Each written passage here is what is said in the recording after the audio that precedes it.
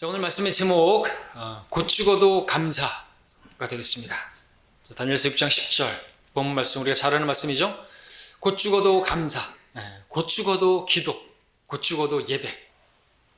자, 오늘 우리가 살펴보게 될 다니엘 6장은 모세가 홍해를 가른 사건이나 다윗이 골리앗을 쓰러뜨린 사건이나 또 요나가 고래 뱃속으로 들어갔던 그 사건과 같이 그렇게 많은 사람들에게 알려져 있는 다니엘이 사자굴 속에 들어갔다가 나오는 그러한 이야기입니다. 성경에서 믿음의 장이라 불리는 히브리서 11장에 비록 다니엘의 이름은 나오지 않지만 사자들의 입을 막았다고 하는 그가 다니엘이었죠. 하나님께서 다니엘의 입이 아니라 사자들의 입을 막으셨지만 말입니다. 믿음으로 그렇게 한 것이다라는 것이죠. 자, 다니엘 6장은 이제 역사적으로 이제 두 번째 이방인들의 때인 메데 페르시아 제국이 펼쳐진 때인 것입니다. 바빌론은 이제 멸망했죠. 벨사살 교만으로 이제 끝났고, 페르시아의 코레스, 메데의 다리오가 이제 치리하고 있는 그때 2년 만에 끝나버렸는데 그 2년 안에 기록된 장이 이제 6장이 되겠습니다. 6장에서 특이한 점은 우리가 먼저 하나님의 말씀으로 교훈 얻기 전에 우리가 볼 것은 6장에서 발견할 수 있는 것은 이 다니엘이 바로 예수 그리스도, 그분의 죽으심과 장사되심과 부활하심에 대한 모형이 되는 그런 부분이라는 것입니다. 똑같지는 않지만 모형이니까, 예표니까.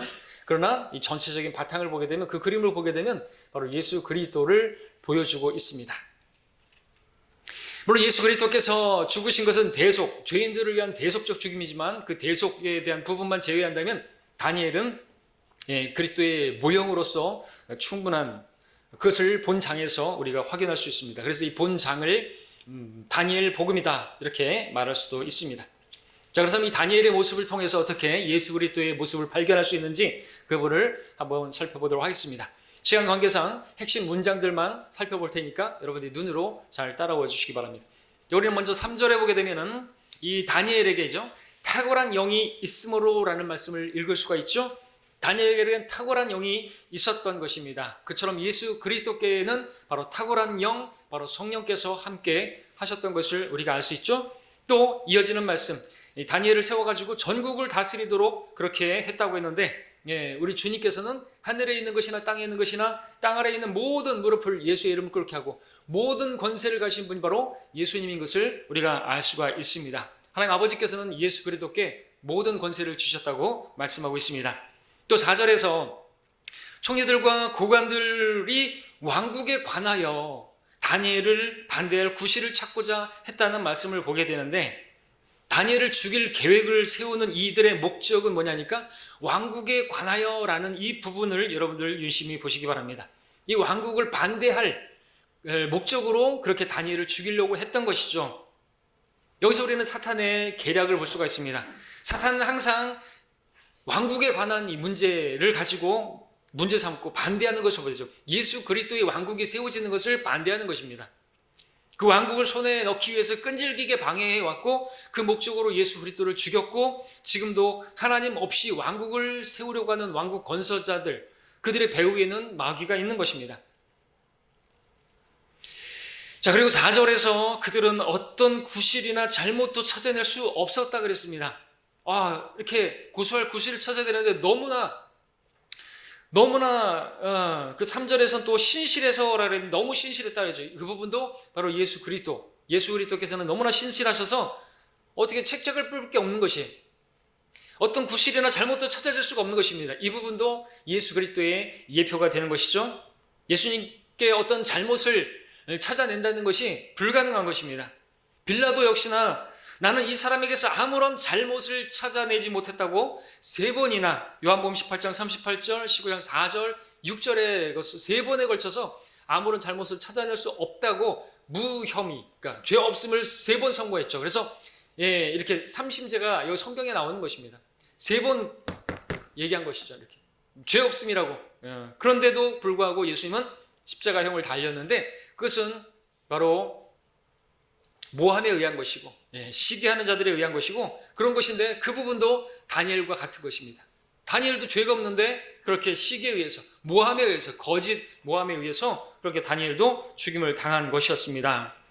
그래서 5절에 보니까 우리가 그의 하나님의 율법에 관하여 다니엘을 반대할 구실을 찾지 못하면이라고 했는데, 율법에 관한 이 부분으로 다니엘을, 하나님을 섬기는 그 부분에 있어서 다니엘을 책잡지 않으면 다른 부분에서는 책잡을 게 없는 것이에요. 율법에 관하여 예수 그리스도를 대적한 바리새인 서기관들도 예수 그리스도께 책잡을 게 없으니까 무엇을 가지고 책잡았습니까? 율법. 안식일에 관해서, 안식일에 지금 이거 하는 게 지금 다 타당하냐? 안식일에 병 고치는 게 지금 맞는 것이냐? 안식일에 지금 제자들에게 지금 곡식을 먹는 게 맞냐 이거죠. 그렇게 율법을 가지고 예수님을 책잡고 그렇게 고소했던 것을 보게 되는 것이죠. 또 7절 하반절에 보게 되면 누구라도 30일 동안 왕 외에 어떤 신이나 사람에게 청원하면 오 왕이여 그 사람은 사자굴에 던져넣는 것이니이다. 하나님이 아닌 왕에게 어떤 청원한다, 기도한다. 이 법은 사탄이 예수님께 시험했던 그 시험과 동류의 시험인 것입니다. 사탄도 하나님께 경배하지 말고 나에게 경배하라 했으면, 나에게 청원하라 이렇게 말하는 것이죠. 사탄은 경배받기를 좋아한다는 것을 우리가 알고 있습니다. 하나님께서 받으셔야 할 경배를 자신이 가로채는, 거기에 온갖 방법을 방해하는 것. 이방인들이 제사하는 것은 마귀에게 하는 것입니다. 지금 로마 카톨릭에서 그렇게 많은 사람들이 엎드리는 것은 메카를 향해서 그 이슬람이 하는 거 다 마귀가 경배를 받는 것이에요. 마귀는 이제 대환란 때 성전에 앉아서 서지 말아야 할 그곳에서 멸망에 가져야 한 것이 성전에 앉아서 자기를 하나님이라고 하고 경배를 받게 될 것이에요. 마귀는 디스코텍이라든지 뭐 술집이나 이런 데 없어요. 거기에 내버려도 그냥 마귀 자식들은 그냥 거기에 가는 것입니다. 종교적이에요. 경배받기를 원해요. 14절을 보게 되면은 이제 왕이 다니엘을 구해주려고 마음을 쓰며 그랬는데, 여러분들 빌라도 역시나 우리가 보게 되면 어떻게든지 구해주려고, 풀어주려고 애를 썼던 것을 보죠. 예수님도 얼마든지 십자가에서 스스로 내어놓을 수도 있고 십자가를 지지 않을 수도 있었던 것이죠. 뒷문은 항상 열려 있었던 것입니다. 십자가라는 것이 그렇습니다. 우리도 마찬가지죠. 우리가 십자가를 짓는 건 우리의 선택에 의한 것입니다. 예수님께서도 그 십자가를 선택하셔서 지신 것입니다. 그러나 빌라도는 놓아주려고 애를 썼습니다. 다리오 이 왕도 지금 애쓰는 것이죠. 구해주려고 말이죠. 그리고 15절에 보게 되면 오 왕이여 메대인과 페르시아의 법을 하소서, 왕께서 제정하신 칙령과 법규는 변경될 수 없나이다. 변경될 수 없는 이 메대 페르시아의 법규, 이런 면에서 이 왕국의 법은 율법의 모형이 되는데, 율법은 하늘과 땅이 없어지기 전에는 결코 없어지지 않는 그만큼의 확실한 법인 것입니다. 율법의 요구는 죄인은 반드시 죽어야 한다는 것이죠. 죄의 삭은 사망인 것입니다. 그에 따라서 예수님께서 그렇게 십자가에서 죽으셨던 것이죠. 근데 그분 자신의 죄가 아니라 우리의 죄들을 담당하기 위해서 그렇게 죄를 뒤집어 쓰시고 죄가 되셔서 죽임을 당하신 것입니다. 자, 메데 페르시아의 법이 감히 율법을 흉내낼 수는 없지만 어쨌든 다니엘에게도 법이 바뀌지 않았고 그는 사자굴에 들어가서 죽임을 당해야만 했던 것입니다. 왕국의 법은 율법처럼 죽음을 요구했던 것이죠. 왕은 어쩔 수 없이 다니엘을 내어줄 수밖에 없었던 것입니다. 빌라도도 그렇게 할 수밖에 없었던 것이죠. 자, 그리고 17절에 또 하반절을 먼저 보시면 이는 다니엘에 관하여 그 목적이 변경되지 못하게 하려 함이라 했는데, 예수님에 관한 그 목적 역시나 변경될 수 없는 하나님께서 정하신 그런 창세전부터 계획하셨던 십자가 사건이지 않습니까? 사도행전 2장 23절에서 그래서 베드로가 말했습니다. 하나님의 정하신 뜻과 미리 아심을 따라 내어주신 그를 너희가 십자가에 못 박았다. 하나님께서 정하신 것입니다. 그것처럼 여기 그렇게 그 목적이 변경되지 못하게 하람이라 했는데 그대로입니다. 자, 17절 그 상반절을 이제 또 읽어보면 돌을 굴려다가 돌 입구를 말고 굴 입구를 막고 왕이 자신의 인장과 그의 귀족들의 인장으로 봉하였다 그랬습니다. 예수 그리스도에 대한 완벽한 예표이죠. 이 사자굴은 아리마대 요셉의 그 무덤, 돌무덤을 예표합니다. 이들은 돌을 굴려서 이 사자굴을 입구를 막았는데, 예수 그리스도께서 들어간 그 굴도 돌을 굴려서 그 입구를 막았죠. 그리고 거기다가 봉인을 했죠. 근데 예수님께도 그 돌문에 봉인을 했죠. 또 19절을 보게 되면 왕이 아침에 매우 일찍 일어나서 황급히 사자굴로 갔더라고 했는데, 이 구절은 주님께서 장사된 지 3일 만에 이제 주의 첫날 이른 새벽에 어떤 사람들이 주님께로 갔던 그 모습을 연상케 하기에 충분하지 않습니까? 그리고 22절에 보게 되면 내 하나님께서 그분의 천사를 보내시어 그 사자들의 입을 막으셨으므로 그들이 나를 상하게 하지 못하였나니, 하나님께서도 바로 다니엘에게 천사를 보내셨던 것처럼 예수 그리스도께 천사를 보냈던 것을 보셨습니까? 막달라 마리아가 무덤에 갔을 때 흰옷을 입은 천사 둘을 만나고 그들과 대화하는 것을 보지 않았습니까? 예, 또 주님께서 시험을 당하실 때도 천사들이 와서 그렇게 함께하고 또 위로하고 또 도와주고 하는 것을 보지 않습니까? 자, 그 다음에 이제 이어지는 그 무지함이 내 안에서 나타났으며 라든가 내가 왕 앞에서 어떠한 해로운 일을 하지 않았음이라는 이런 말씀도 바로 예수님에 대한 모형인 것입니다. 예수님께는 죄가 없습니다. 그 입술에 교활도 찾아볼 수 없고 어떤 죄도 찾아올 수 없는 바로 다니엘은 예수님의 모형이 되는 것입니다. 또 23절의 하반절에 보게 되면 그러므로 다니엘을 굴에서 끌려 올렸더니 그에게 아무런 상처가 보이지 않더라. 부활에 대한 완벽한 그림입니다. 그런데 이것은 예수님의 부활뿐만 아니라 우리가 부활하게 될 것에 대한 예표이기도 한 것이죠. 왜냐하면 23절의 마지막에 이는 그가 그의 하나님을 믿었음이더라고 말씀하고 있기 때문에 그렇습니다. 우리도 우리 하나님이신 예수님을 믿었으므로 우리도 어떻게 되었습니까? 우리가 구원을 받았다는 것은 우리도 그처럼 우리가 사망에서 이 죽음의 권세에서 우리가 건져내었다라는 것을 의미하는 것이죠. 우리도 사망에서 생명으로 옮겨졌다고 말했죠. 그죠? 사도행전에서 우리는 사망에서 생명으로 옮겨졌다. 우리는 무덤에 우리를 가둘 수가 없는 사람들이 된 것입니다. 우리가 무덤에 갇힌다 할지라도 우리는 그 무덤을 열고 그렇게 올라가게 될 것이죠. 사망이 죽음이 우리를 가둘 수가 없는 것입니다. 그래서 이 부분은 또한 우리 신약 성도들의 구원을 모형으로 나타낸다 말할 수가 있습니다. 자, 그러나 반대로 구원받지 못한 자들은 어떻게 됩니까? 예, 다니엘을 대적하는 하나님의 사람을 대적하던 이 사람들은 결국에 그들이 사자굴에 던져지는 것을 보게 되는 것입니다. 자, 여기 24절에 사자가 나오는데 사자는 마귀의 모형이 되겠습니다. 마귀는 울부짖는 사자처럼 삼킬차를 찾아 두루다닌다고 했는데 사자는 구원받지 못한 자들을 결국 사자굴로 맞을 것입니다. 구원받지 못한 자들은 마귀가 있는 사자가 아니라 마귀가 있는 그 지옥으로 들어가게 될 것입니다. 예, 마귀와 그의 천사들을 위해서 준비한 지옥이라고 말하고 있습니다. 그 불못이라고 말하고 있습니다. 거기로 던져지게 되는 것입니다. 그렇기 때문에 마귀는 구원받지 못한 자들을 지옥으로 이끌어 들이려고 애쓸 필요가 없는 것입니다. 나이트장에서 그렇게 술 마시도록 애쓸 필요가 없어요. 마귀의 주적은요, 마귀가 이렇게 미혹하고 그렇게 대적하는 것은요, 공격의 대상은요, 이미 구원받은 저와 여러분들인 것입니다. 그래서 그렇게 우리를 고소하기 위해서, 오전 성경 공부 시간 봤지만 고소하고 그렇게 밤낮 형제들을 고소하던 그 고소자가 대환란때 쫓겨나게 되는 그 시간까지 전에는 계속해서 우리를 고소하는 것이에요. 다니엘을 고소해가지고 그렇게 하는 것처럼 우리를 고소하는 것입니다.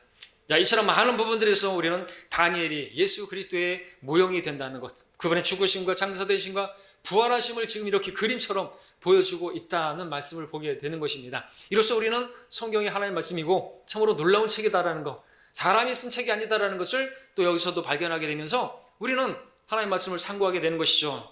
우리는 여기서도 예수 그리스도를 보게 되는 것입니다. 그래서 주님 말씀하셨죠. 성경을 상고하라. 이는 너희가 성경에 영생이 있다고 생각함이니 그 성경은 나에 관하여 증거하고 있습니다. 우리 다니엘서 6장에서도 예수 그리스도에 관하여 증거하고 있는 그 부분을 보는 것입니다.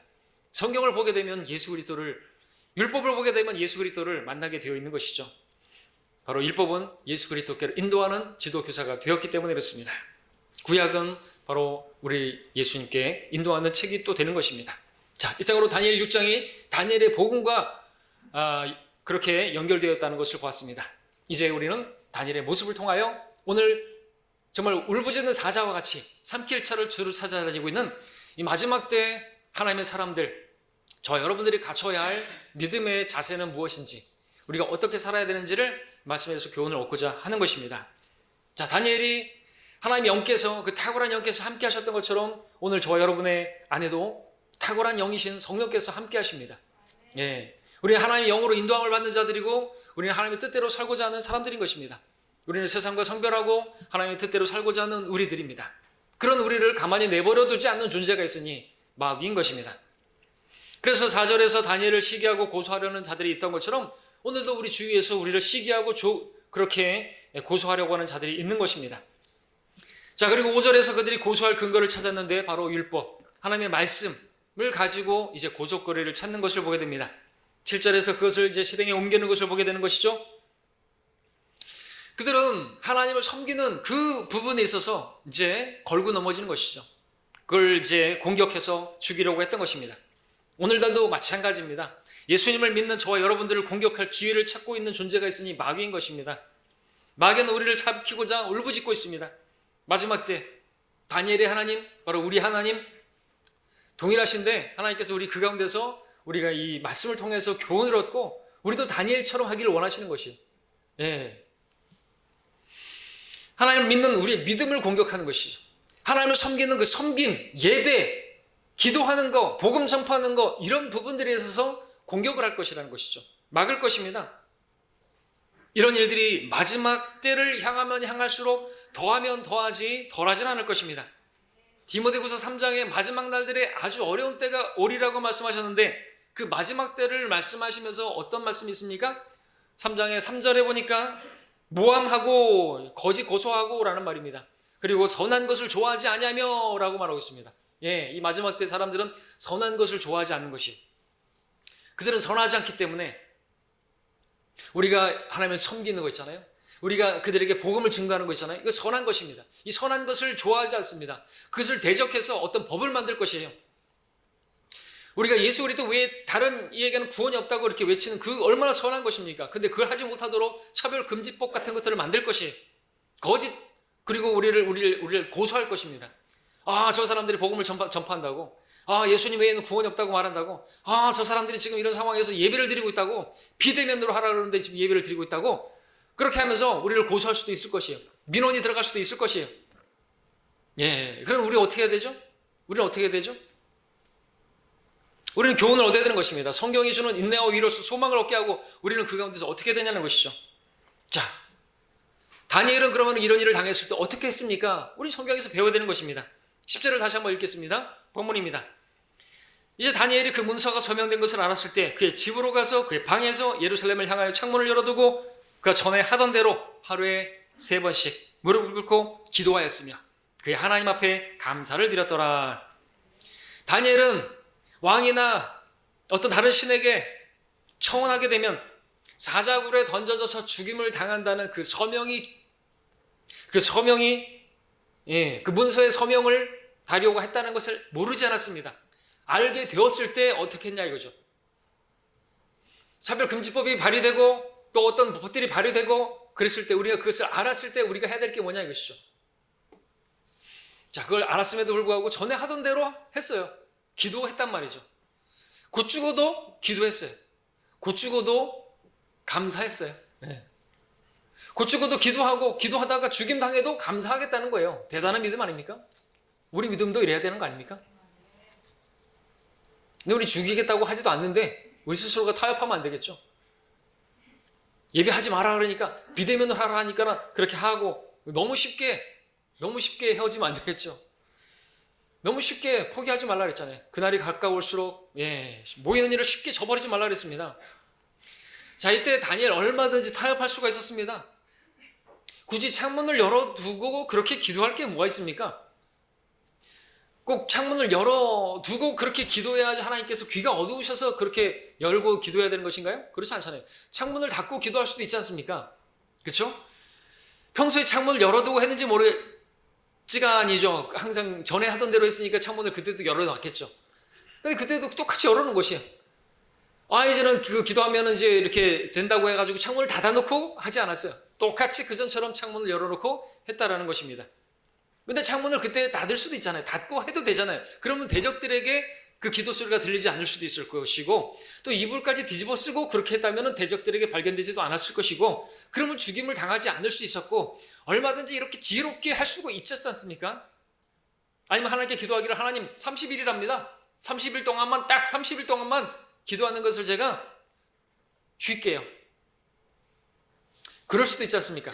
그래서 그런가요? 주님께서는 쉬지 말고 기도하라고?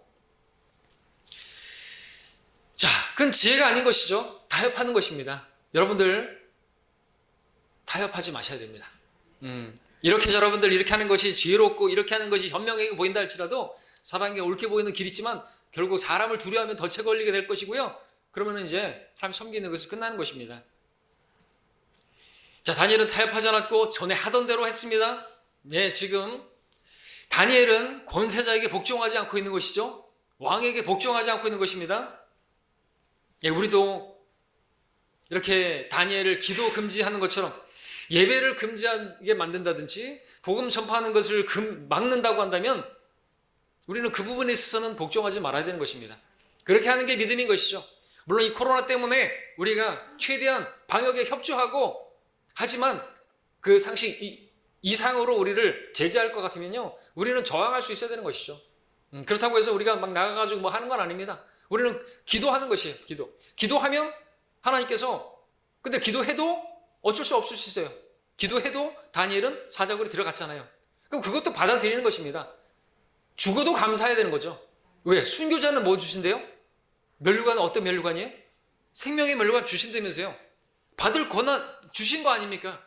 여러분들 그 사자굴을 타다가 죽는 사람들 얼마든지 타협할 수 있었어요.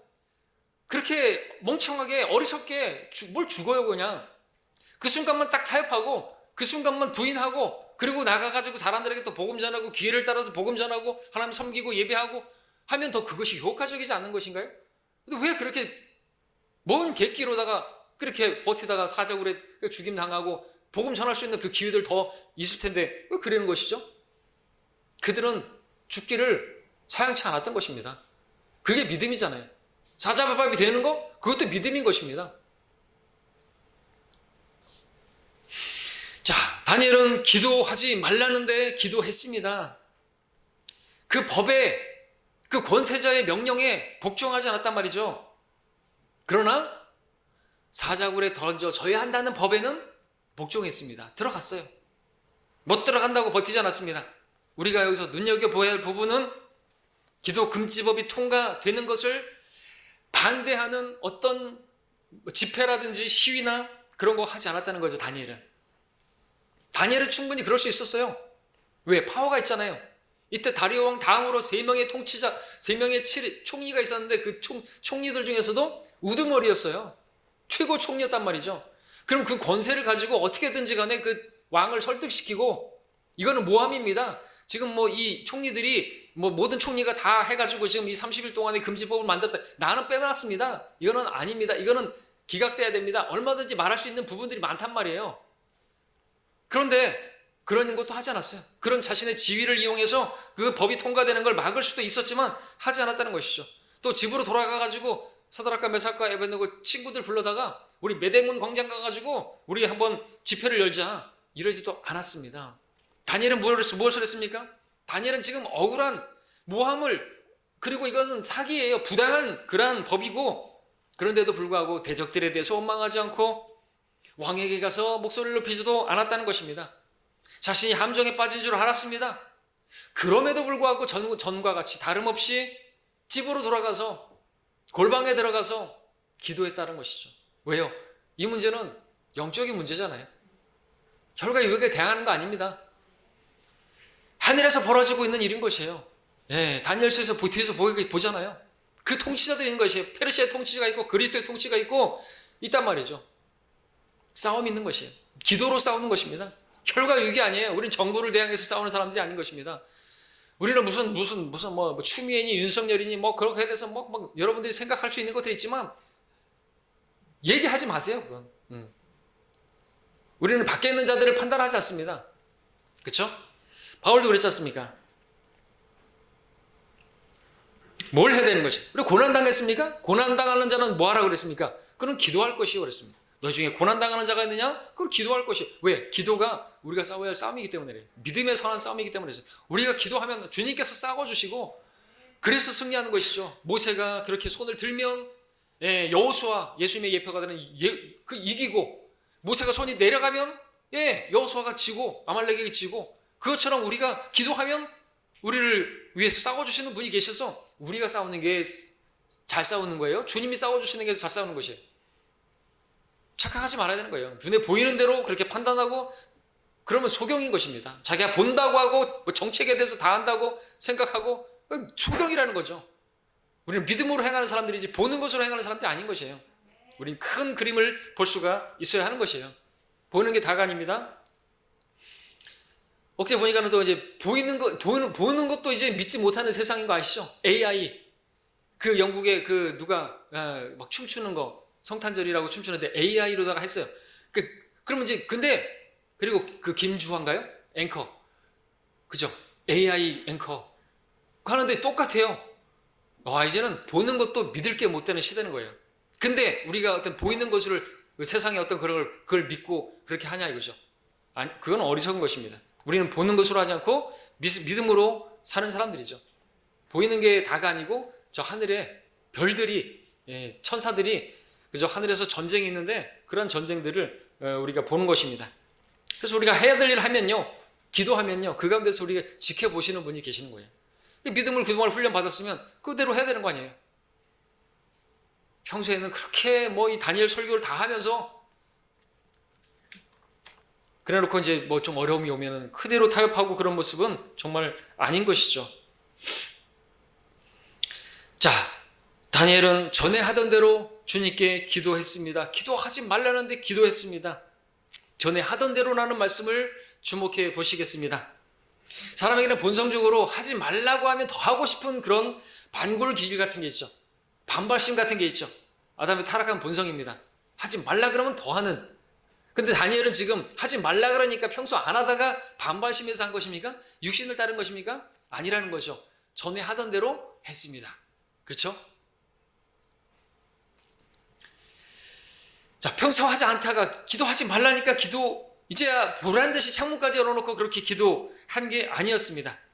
다니엘이 기도한 이유는 다른 총리들이나 어떤 칙령 때문에 한 것이 아니라 전에 하던 대로 자기 믿음에 따라 하나님을 향한 그러한 믿음으로 한 것입니다. 이처럼 우리도 무엇인가를 하고 무엇인가를 하지 않고 하는 그 모든 결정들은 다른 사람들이 하지 말라고 하니까 보란 듯이 뭐 이렇게 한다든지, 또 다른 사람들이 지켜보고 있으니까 내가 어떻게 한다든지 하는 것이 아니라 전에 하던 대로 해야 하는 것입니다. 그 결정에 있어서 주님께서 보고 계시기 때문에 주님 앞에서 내가 하던 대로 하면 되는 것입니다.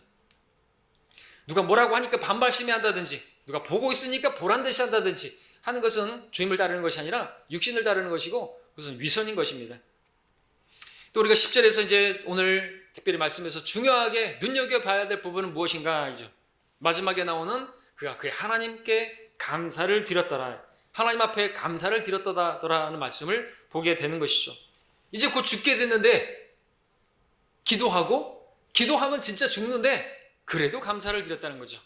말씀의 제목을 여기서 딴 것이 곧 죽는데 감사를 드렸어요. 곧 죽어도 감사. 자, 이 상황이 지금 감사할 상황이 아니지 않습니까? 대적들이 자신을 모함해가지고 이제 죽게 생겼는데, 사자밥이 되게 생겼는데, 이 일어난 상황들만 보게 되면 다니엘은 도저히 감사할 만한 상황이 아닌 것은 분명한 것입니다. 다니엘이 이런 상황에서 하나님 앞에 원망하였더라, 하나님 앞에 불평하였더라, 하나님 앞에 부르짖었더라, 원수들을 저들을 멸하여 주시라고 부르짖었더라, 이렇게 기록됐다고 한다면 우리는 이해가 되고 납득이 될 만한 그러한 기록이겠지만 참 이해가 안 되고 납득이 안 되는 그런 감사를 지금 드리고 있는 것이죠. 우리가 배워야 될 것은 우리가 평상시에 감사할 만한 상황에서도 감사하지 않는 우리들인데, 다니엘은 지금 감사할 수 없는 상황에서 도저히 이해가 안 되는 그런 상황에서도 감사를 드리고 있었다라는 것입니다. 도전이 되지 않습니까? 우리 열의 아홉은 감사드릴 만한 일이 있는데도 감사 안 해요. 근데 다니엘은 감사할 수 없는 상황인데도, 정말 이해가 안 되는 상황인데도 감사를 드리고 있다는 것이죠. 어떻게, 무엇 때문에 감사를 드린 것일까요? 다니엘이 이때 감사드린 이유는 과연 어디에 있는 것일까요? 여러분들이 그동안 많이 들었던 그 하나님에 대해서 알고 있었기 때문이죠. 어떤 하나님이십니까? 나에게 허락되어진 이 모든 상황들은 하나님께서 섭리 가운데 이것도 사용하셔서 선을 이루실 것을 믿었기 때문이죠. 하나님께서는 항상 선하시고 어제나 오늘이나 항상 변함이 없으신 신실하신 분이시고, 나에게 가장 좋은 것을 주시는 분이시라는 것을 다니엘이 믿었기 때문에 여전히 이전에 하던 대로 신실하게 변함없이 하나님께 감사를 드리고 있었던 것이죠. 이전에도 감사드렸던 것이에요. 총리가 되었을 때 감사했겠죠. 그럼 사자굴에 던져진다고 감사하지 않으면 안 됩니까? 안 되는 것이죠. 그때 원망이 나오고 불평이 나오면 됩니까? 안 되잖아요. 어떻게 같은 샘에서 단물과 쓴물이 나오냐고 하시잖아요. 어떻게 그 같은 입에서 축복이 나오고 저주가 나오고 그럴 수 있냐는 것이죠. 총리가 되었을 때는 아멘, 아멘, 할렐루야 그러다가 사자굴에 던져지게 되니까 이제 뭐예요? 하나님 도대체 뭐합니까? 주께서 함께 하시면 이럴 수가 있습니까? 이렇게 말하면 안 되는 거지 않습니까? 그렇죠? 어제나 오늘이나 동일하신 분. 그러니까 이전에 하던 대로 지금도 여전히 감사를 드려요. 전에도 감사했으면 지금도 감사해야 되는 거 아닙니까? 하나님 변함이 없잖아요. 근데 내가 변하면 안 되지 않습니까? 그래서 감사드렸던 것이죠. 전에도 감사, 지금도 감사. 장미꽃 감사, 장미꽃 가시 감사, 모든 일에 감사. 이게 우리를 향한 하나님의 뜻이지 않습니까?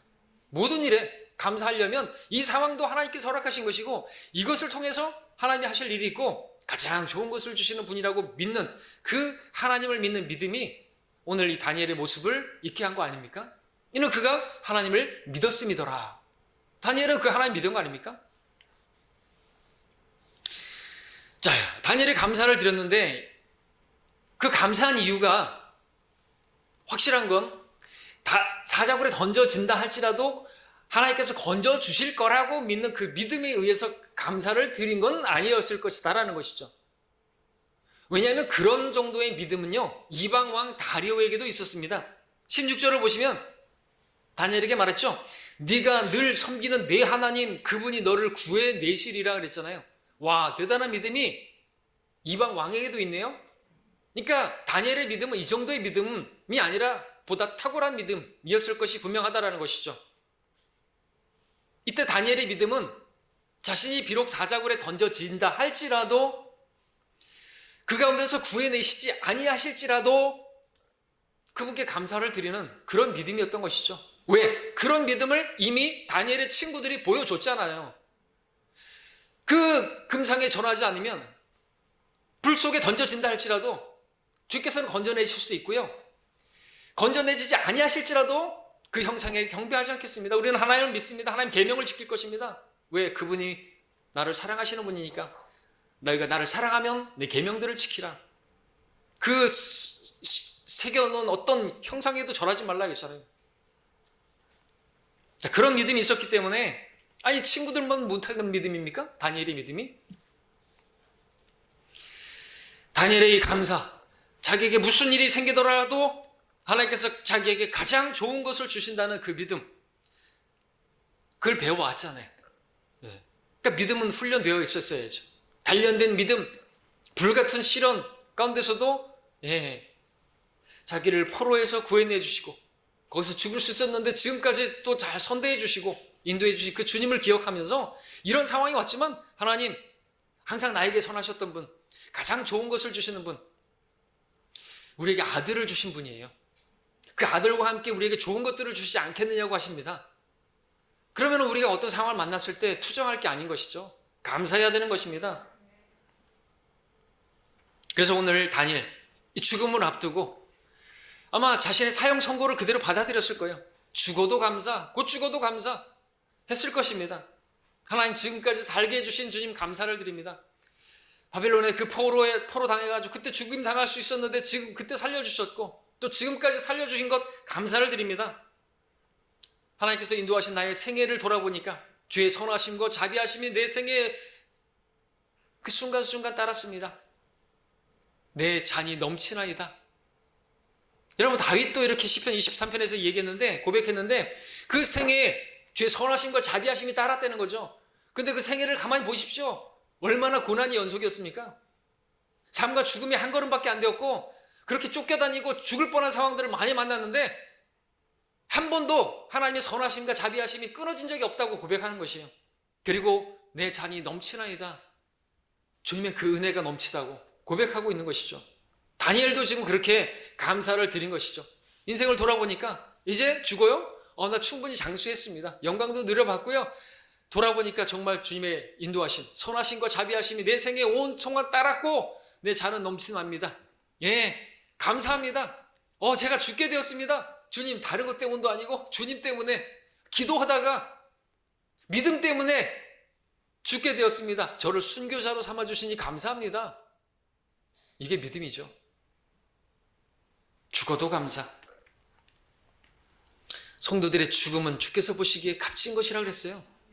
그럼 죽어야 될 차례 죽어야죠. 죽으면 죽으리라 하고 나가야죠. 그게 믿음이잖아요. 성경은 말합니다. 모든 일에 감사하라. 이것이 그리스도 예수 안에서 너희에 관한 하나님의 뜻이니라. 좋을 때만 감사한 것이죠. 나쁜 일이 뭐면 주신 분도 주시고 빼앗아가시는 분도 주시니 주의 이름을 송축해야죠. 스모나 교회에는 교회사 가운데 순교의 교회로 유명하죠. 그 중에 사도 요한의 제자인 당시 스모나 교회의 감독이었던 폴리캅 70년에서 156년까지 살았는데 순교 당했습니다. 형 집행관인 로마 총독이 폴리캅에게 마지막 기회를 준다면서 말했죠. 지금이라도 듣지 않았으니까 그리스도를 욕하고 모른다고 하라. 그러면 내가 맹세코 너를 살려주리라. 폴리캅은 조금도 두려워하지 않고 말했습니다. 내가 86년 동안이나 사도 이 다니엘도 거의 그 정도 나이가 됐을 것인데 80몇 세 86년 동안이나 예수 그리스도를 내가 섬겼지만 그분은 한 번도 나를 배신한 적이 없었다. 그런데 이제 와서 내가 그분을 배신하라고? 그분을 부인하라고? 그분을 욕하라고 하느냐? 결코 그럴 수 없다. 단호히 거절하고 하늘 우러러 사랑하는 주님, 보잘것없는 저를 순교자 중에 하나로 택하여 주시니 그 은혜를 감사합니다. 하나님 아버지와 우리 주 예수 그리스도 그분께 영광과 찬송을 돌려드리나이다. 그리고 천사와 같은 얼굴로 불에 타 죽었다고 합니다. 주님께서 우리에게 좋은 것을 주실 때도 주님이시고요. 나쁘게 보이는 것을 주실 때도 주님이신 것입니다. 그러나 주님께서 내가 행한 것이 너에게는 악하게 보이느냐? 아니죠. 우리에게는 가장 좋은 것을 주시는 것입니다. 그분의 손을 치우면서 뭐 하시는 겁니까? 라고 말할 수 없는 것이에요. 느부갓네살도 그거 배웠죠? 그걸 받아들였어요. 느부갓네살도 7년 동안이나 그 짐승처럼 고생했는데 깨달은 게 그거라는 거죠. 그분의 손을 치우면서 이거는 아니지 않습니까? 라고 말해서는 안 된다고 하는 것을 배웠어요. 왜? 그분은 주시니까. 그분께서는 우리를 살리실 수도 있고 죽이실 수도 있고 우리를 높이실 수도 있고 낮추실 수 있는 분이 주님이라고 그랬잖아요. 우리가 주님을 주님이라고 부르면요. 어떤 상황에서도 주님의 주권을 인정해야 된다는 걸 배워야 한다는 것이 다니엘서의 지금 주제입니다. 그분은 주님이세요.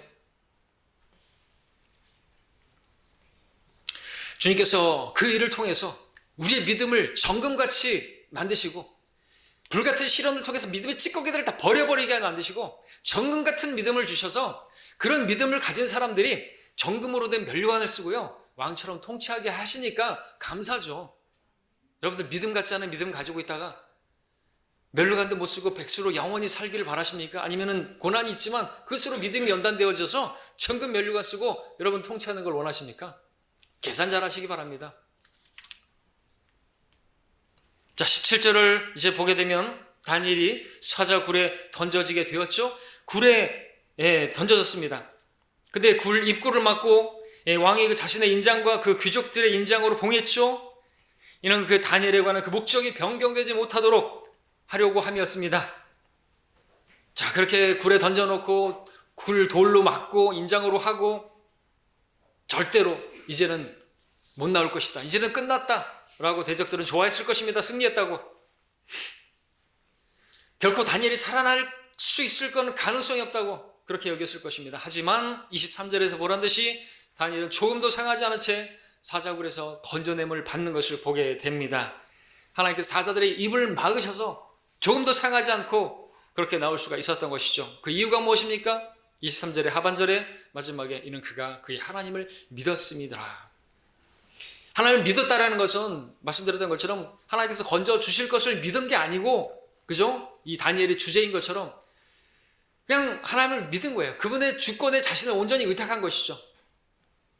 예, 그분은 죽이기도 하시고 살리기도 하시는 분이시니까 그러한 하나님을 믿었던 것이죠. 죽으면 죽으리라는 믿음. 죽는다 해도 나는 하나님께 감사한다 이거죠. 그 모든 상황에서 가장 좋은 것을 주시는 주님. 심지어 나를 죽이신다 할지라도, 죽이시는 분이 하나님이라 할지라도 그분을 신뢰하는 믿음. 이 믿음을 다니엘뿐만 아니라 누구도 있었어요? 그가 나를 죽이실지라도 나는 그분을 신뢰하리라. 이게 어디 나오는 말이죠? 욥기 13장 15절에.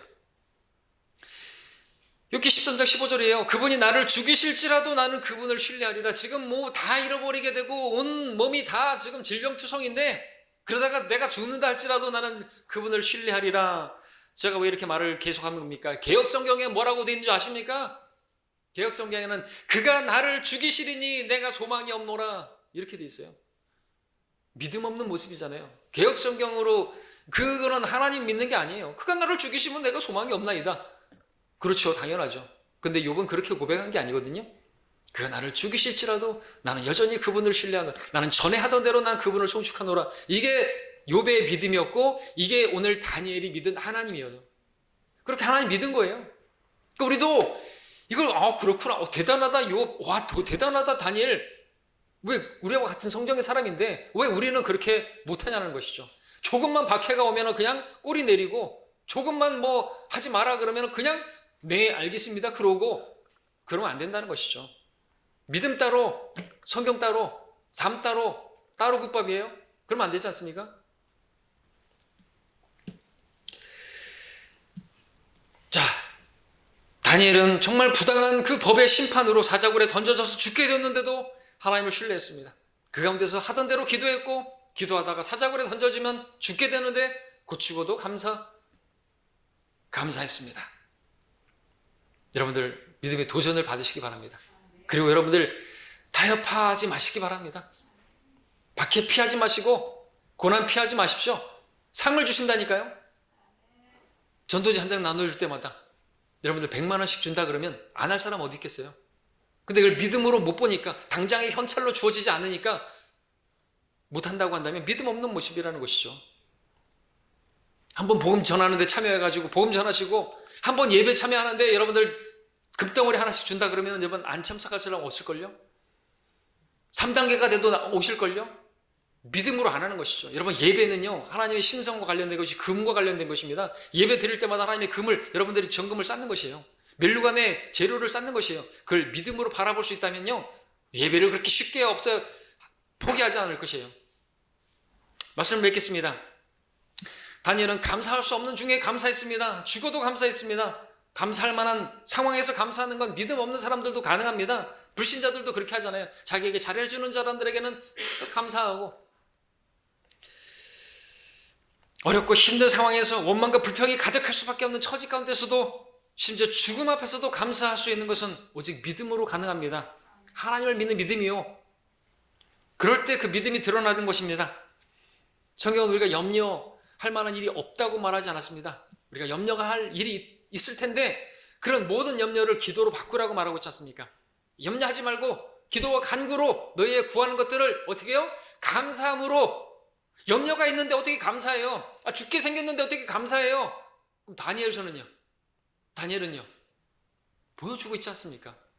염려할 게 있다 할지라도 그것을 기도로 감사함으로 아뢰지게 하라. 그러면 지각을 초월하는 이해가 안 되는 하나님의 평강이 우리에게 주어질 것이고 또 우리가 그것을 통해서 놀라운 하나님의 능력을 보게 될 것입니다. 실제적으로 하나님 만나게 되는 거예요. 인격적으로 하나님 만나게 된다는 것이죠. 자, 여러분들 어떤 상황에서도 우리가 화평을 누릴 수 있는 것은요, 평안을 누릴 수 있는 것은요, 지각을 초월하는 그 평을 누릴 수 있는 것은 우리가 감사함으로 하나님께 아뢰기 때문에 그렇습니다. 그렇게 화평할 수 있다면 또 감사할 수 있겠죠. 근데 그렇게 화평 가운데 감사하는 자가 누굴까요? 기도하는 사람인 것입니다. 기도하니까 감사가 나왔겠죠. 다니엘도. 감사하지 않는 사람은 누군지 아십니까? 기도하지 않는 사람이에요. 기도하지 않는 사람들은 누군지 아십니까? 지금 막 마음이 요동하고 있는 사람이에요. 여전히 화평이 없는 것이에요. 기도하지 않는 사람은 누군지 아십니까? 하나님을 믿지 않는 사람이에요. 이는 그가 하나님을 믿었음이더라. 믿었으면 기도했을 것이고 기도했으면 화평을 할 것이고 화평 가운데 감사를 드렸을 것입니다. 우리가 화평할 수 있는 건 감사하기 때문이고, 이렇게 감사할 수 있는 건 우리가 기도했기 때문인 것입니다. 자, 하나님께서 무엇을 주셔도 우리는 감사합니다. 우리가 감사할 수 있고 만족할 수 있는 것은 또한 평안을 가지기 때문이죠. 자, 우리가 어떠한 죄인이었고, 우리가 어떠한 지옥에 던져질 수밖에 없는 죄인이었고, 그런데 우리가 어떠한 은혜로 구원을 받았는가를 기억한다면, 그 주님의 크신 은혜와 사랑과 자비를 기억한다면 우리는 모든 일에 감사할 수 있을 것입니다. 우리는 1만 달란트 빚을 탕감받은 자들임을 기억한다면 감사할 수 있을 것입니다. 선하신 주님께서 우리를 오늘 구원해 주셨을 뿐만 아니라 아무런 자격도 없는 우리에게 값없이 그 좋은 것들을 주셨고 은혜와 자비를 베풀어 주셨습니다. 이 시간까지 여러분을 향한 선하신 자비하심과 그 선하심과 자비하심이 여러분 생애에 항상 따르지 않았습니까? 추운 날씨에 불구하고 여러분들 옷을 입혀주셨고, 또 잠잘 수 있는 잠자리를 주셨고, 먹을 것을 주셨고, 또 이런 질병과 이런 전염병으로부터 지켜주셨고, 하나님 예배할 수 있는 그러한 여러분 우리가 해주셨지 않습니까? 정말 이런 모든 것들은 우리 이해를 초월하는, 지각을 초월하는 하나님의 은혜이고 차고 넘치는 감사의 제목들인 것입니다.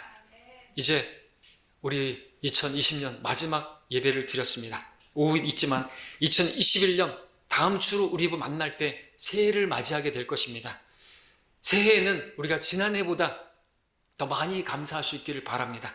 누구나 할 수 있는 당연한 감사 더 많이 하길 바라고, 다니엘처럼 감사할 수 없는 상황에서도 정말 놀라운 감사, 그 감사로 하나님께 감사드리는 그 일이 풍성한 우리가 되기를 바랍니다. 모든 일에 감사, 고치고도 감사하는 우리 모두가 되기를 바랍니다. 기도하겠습니다.